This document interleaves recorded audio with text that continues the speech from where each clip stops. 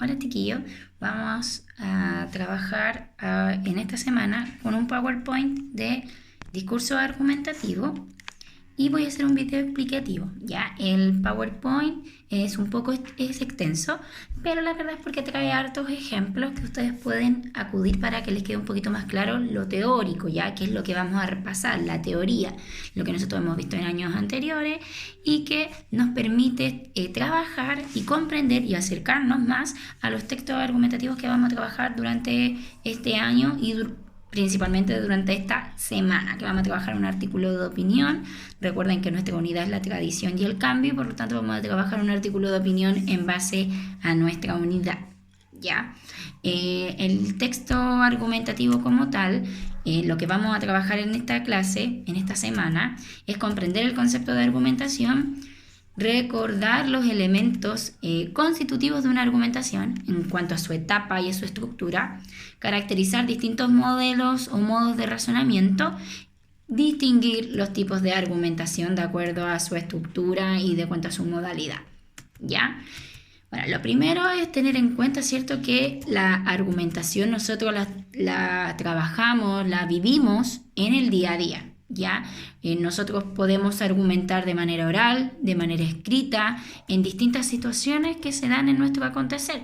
Por ejemplo, al ir a una entrevista de trabajo, al enfrentarnos en un juicio, en una conversación diaria, en el día a día con nuestros pares, o cuando observamos, por ejemplo, un afiche publicitario.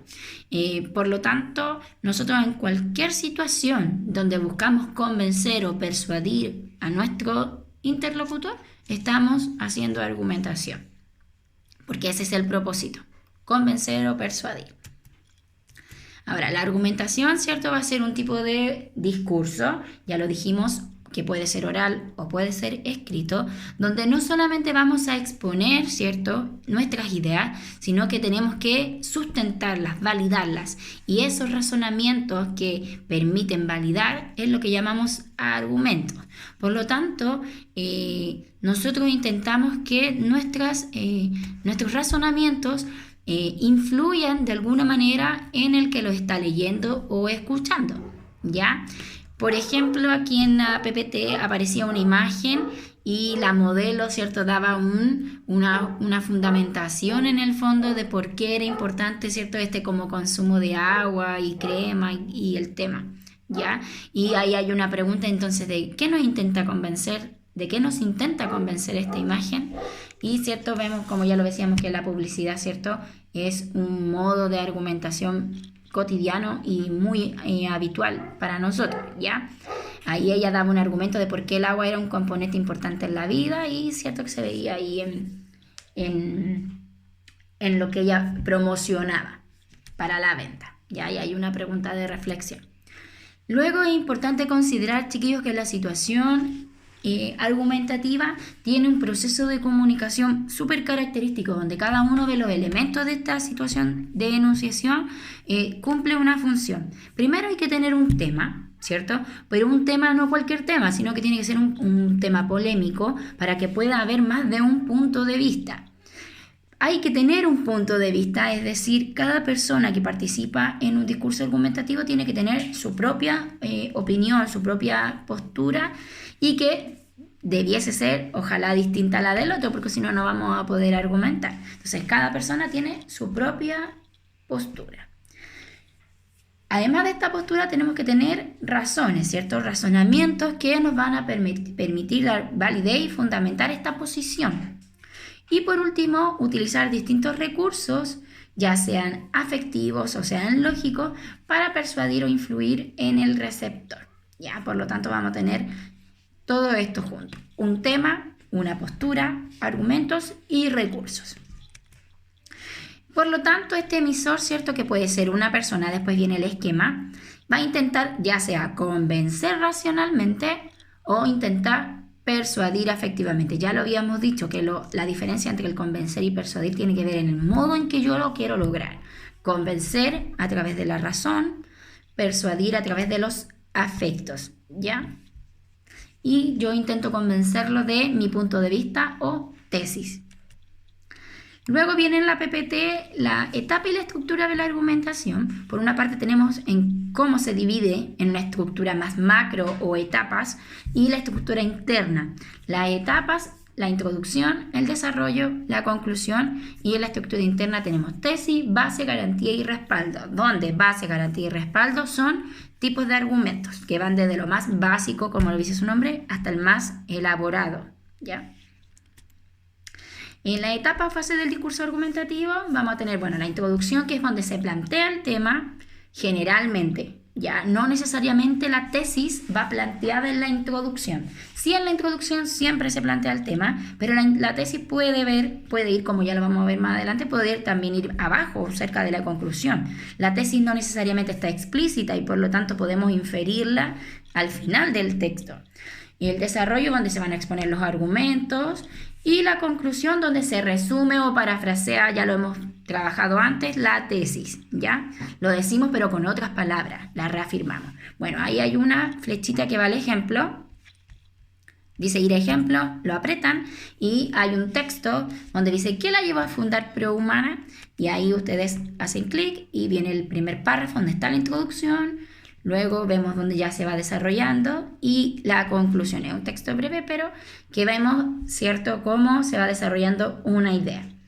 Ahora, hay ciertos conectores, y lo vamos a ver más adelante, que también nos indican, ¿cierto?, en qué etapa más o menos podemos estar de la argumentación. La introducción, conector en primer lugar, y la conclusión en definitiva, es decir, vamos a ir finalizando, ¿ya? Vamos a la flechita que dice volver. Y seguimos avanzando. La estructura del discurso argumentativo, entonces tenemos tesis, bases, garantías y respaldo. Tesis, ¿cierto?, va a ser la idea defendida por alguien, ya lo dijimos, la postura personal. Puede ir en la introducción como en el final, también ya lo dijimos. Y podemos no decirla de manera explícita, sino que se puede inferir. La base, ¿cierto?, que va a ser el primer argumento. El primer argumento que va a defender la tesis, por lo tanto tiene que ver, ¿cierto?, con datos generales, conocimiento del mundo, experiencias personales, etc. Si nos quedamos en una argumentación solo con base, es muy pobre nuestra argumentación. Luego pasamos a las garantías, que van a ser, ¿cierto?, el nexo entre la tesis y la base. En el fondo, ¿por qué? ¿Por qué esa base sí me sirve?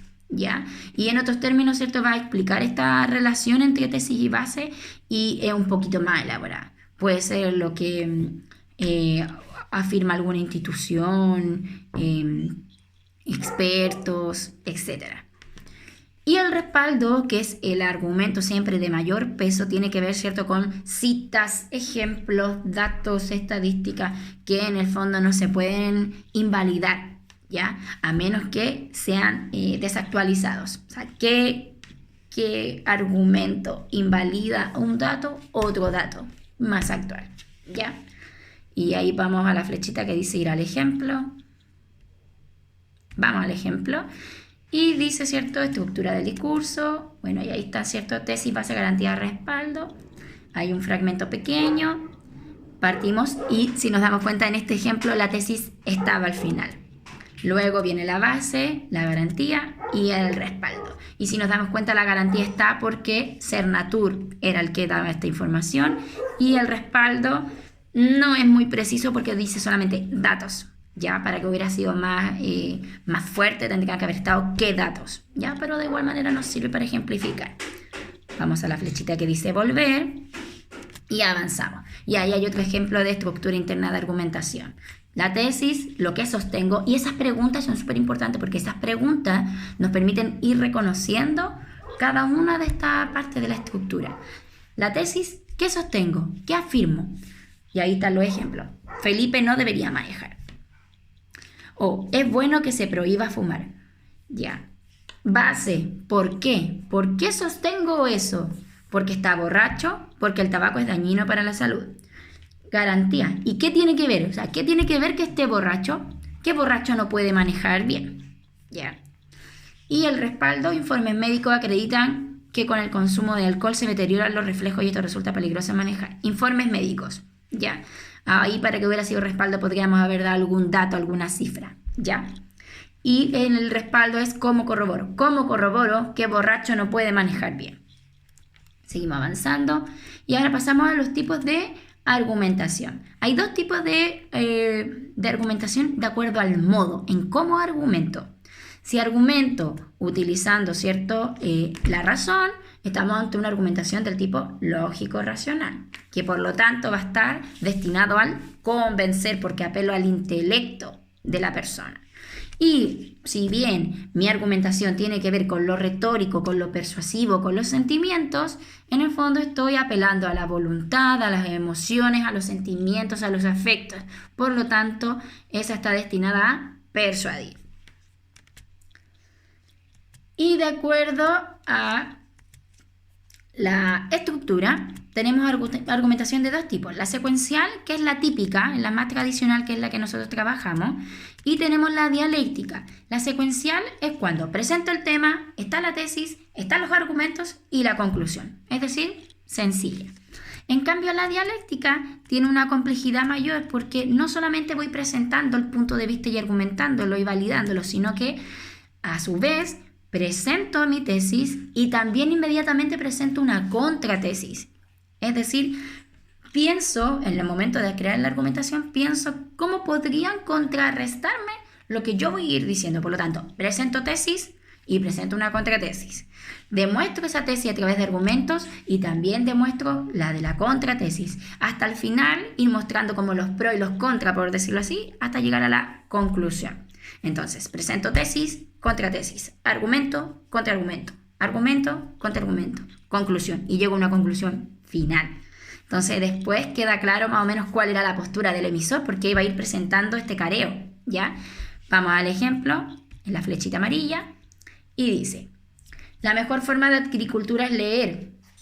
Mario, no estoy de acuerdo, la mejor forma es viajar. Ya estaría al tiro planteada la contratesis. En este caso se viene una discusión, ¿ya? Si fuese en un texto, por ejemplo, la misma persona que escribe va poniendo la tesis y la contratesis, y por lo tanto al final del texto uno se da cuenta cuál era la postura de la persona. En este caso, en el ejemplo, es más fácil verlo porque es una conversación.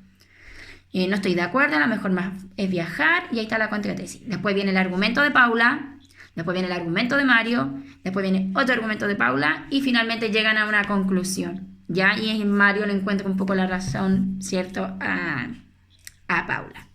Volvemos con la flechita verde de abajo, volvemos y seguimos avanzando. Y bueno, ahí explica un poco lo que yo les mencionaba de la argumentación secuencial, que puede ser de dos tipos. Puede ser deductiva, es decir, que la tesis va a ir en la introducción, luego las bases, garantías, respaldo, o bien puede ser inductiva, es decir, se presentan todos los argumentos y al final está la tesis. Pero mantiene esa secuencia de argumentos-tesis o tesis-argumentos, ¿ya? No hay una contraparte. Recursos de la argumentación, que era lo que mencionábamos que tenemos que manejar.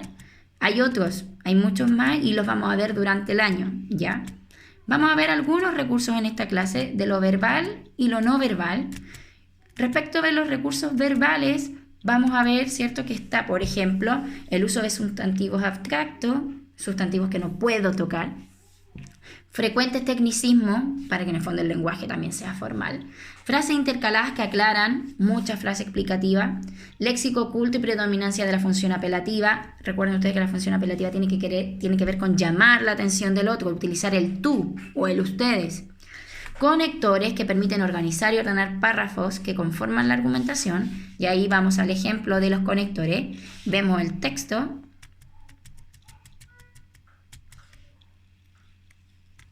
Vemos el texto con los conectores. Se me perdió aquí. Aquí está. Aquí está. Conectores argumentativos. Y hay un texto y en rojito están los conectores, ¿ya? Ahí vemos cómo los conectores van dando organización al texto. Ponemos volver. Volvemos. Y tenemos recursos de calificación que tienen que ver con estos usos valorativos, que si bien dan subjetividad, no es tan evidente, ¿ya? Pero siempre el uso de adverbios y adjetivos dan calificaciones valorativas. Entonces vamos al ejemplo, pinchamos y nos aparece, ¿cierto?, también con rojito estas palabras que nos indican subjetividad, inesperado, paradójico, sin duda, con toda certeza. Y por la parte, pinchamos, y por la parte de lo no verbal tenemos gestos faciales, características físicas, distancia, movimiento, que tiene que ver más con la argumentación oral, ¿ya? Factores del entorno, emoción y popularidad. Y si nos vamos a popularidad, ¿cierto? Tendríamos eso principalmente en lo que es publicidad, ¿cierto? Que como a veces se utiliza de manera frecuente el uso de la imagen pública, personas, ¿cierto? Sobre todo para lo que es el persuadir, personas famosas o con autoridad, si es lógico racional, para que entreguen mayores argumentos. Eso, chiquillos, vayan viendo la presentación con las instrucciones de ir al ejemplo, volver, para que vayan profundizando. Y la clase que para el cuarto medio B, C y D envío la guía, perdón, para el cuarto B y D envío la guía de lectura a la próxima clase, y para el cuarto A y C se las voy a enviar en el momento, porque con el cuarto A tengo clase solo un día y con el cuarto C voy a tener feriado, así que para no atrasarnos voy a enviar la guía también. Que me la envían no, tenemos vacaciones, así que me la envían volviendo de vacaciones, si es que no volvemos a clase, y si volvemos a clase me la muestran en su cuaderno o impresa al que pueda imprimirla, ya, pero no es necesario. Eso, así que espero que nos veamos en clase. Chau.